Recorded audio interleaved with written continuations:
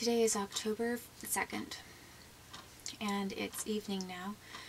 I did not make any video clips earlier today because I was busy doing the bulk of my monthly shopping, grocery shopping, and trying to figure a few things out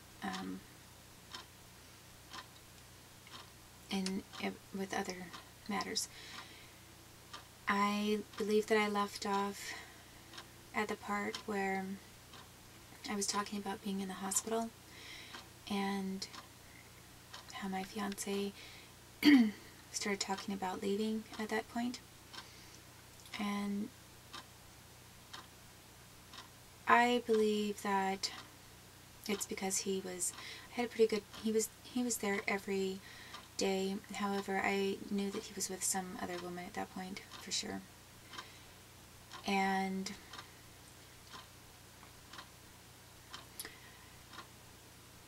And then it was a little bit strange because every time he came to visit me in the hospital, he sort of made a big deal about wanting to make it look really good.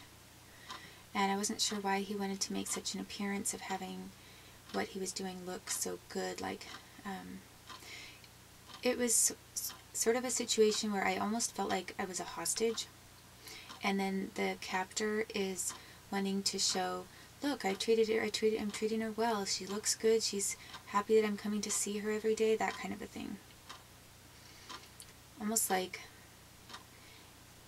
he needed to prove that to somebody. Or maybe he wanted to try to reinforce that idea with me. And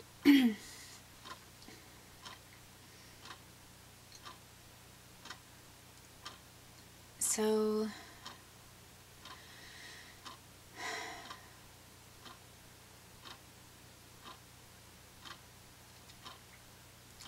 I don't remember at what point there was a birthday party.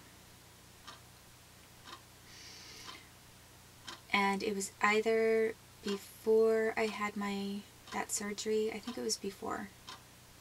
I say it was before or after, and I believe it was before. And when he had this birthday party, it was at a very large club, sort of with a lot of international people there. And it seemed to be a great party. I mean, I thought it was a good party.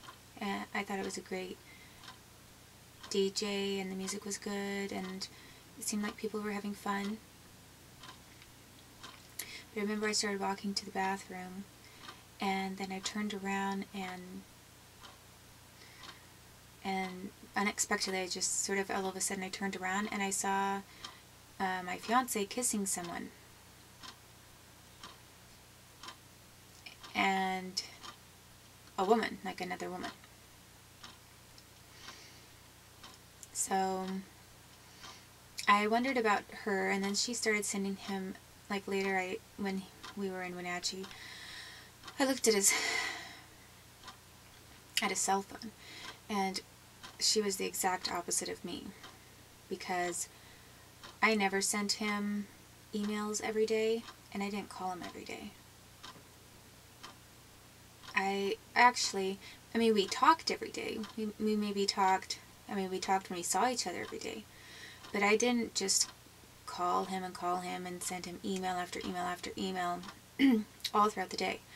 And I remember when I much later saw his cell phone, it was just one email text after the other, after the other, after the other. I have not seen that many texts by one person to another person for a long time. And some of them were about Mary, like the Virgin Mary. And a couple others were like news clips, new things happening in the news.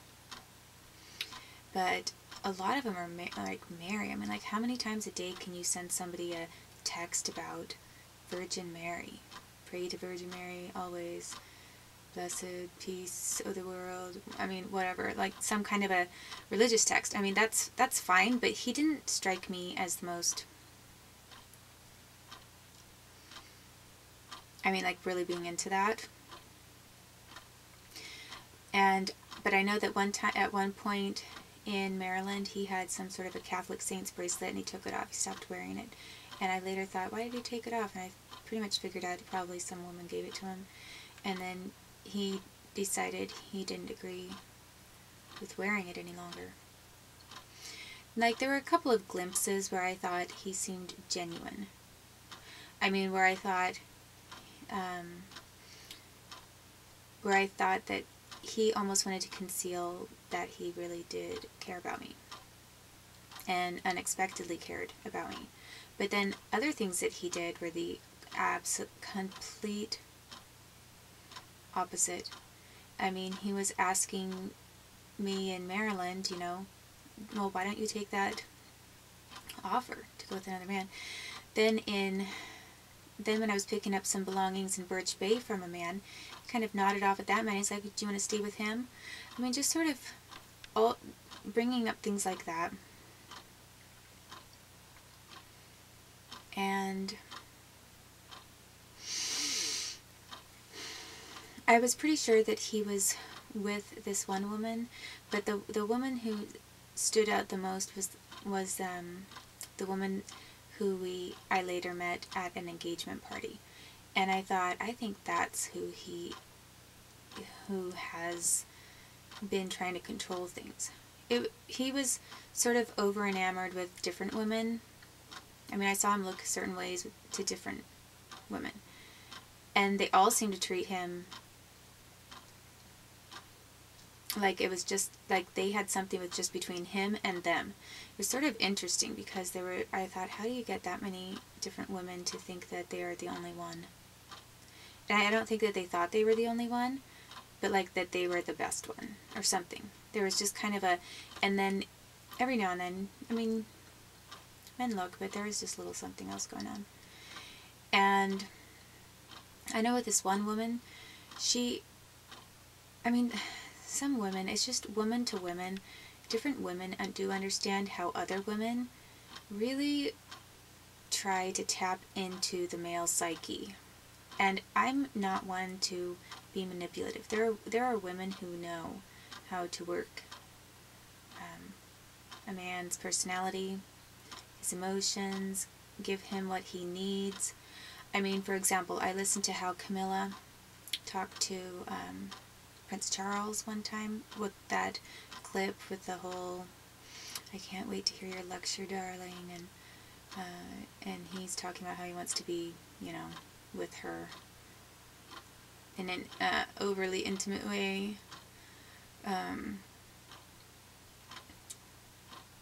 Forever, that kind of a thing. And but the way I was really sort of shocked at the way she stroked his affection, she stroked his ego, and how she knew, I mean, really,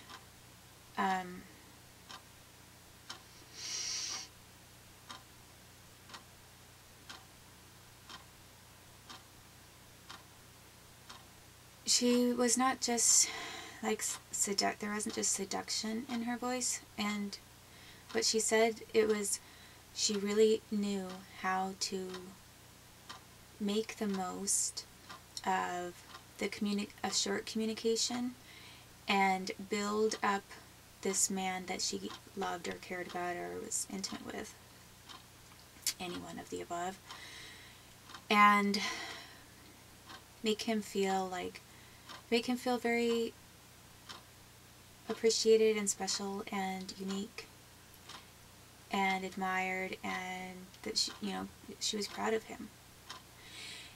And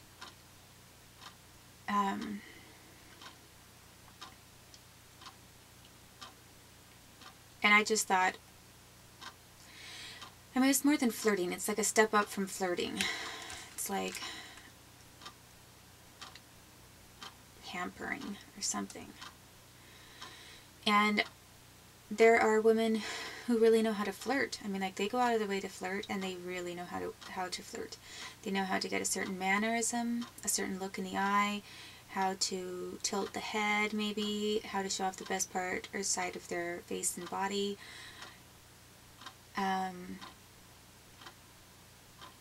who really know like the art of flirting. And a lot of those things are just sort of, I have never practiced. I mean, I've never tried to work at how to stroke a man's ego so that he likes me the most. I mean, I think I've been very supportive of different people in my life, but it's not so much like making a point of it, or I don't know, like calculated. It's not like a planned or strategic. And I don't mean calculated like it could be bad calculated, but I just mean I think I'm fairly natural. I am who I am, and I probably say a lot of wrong things, and I don't do the right things, and things that hurt maybe a man's feelings sometimes too. But if I do, I don't notice. I mean, I don't recognize it. And if I'm flirting, I'm not recognizing.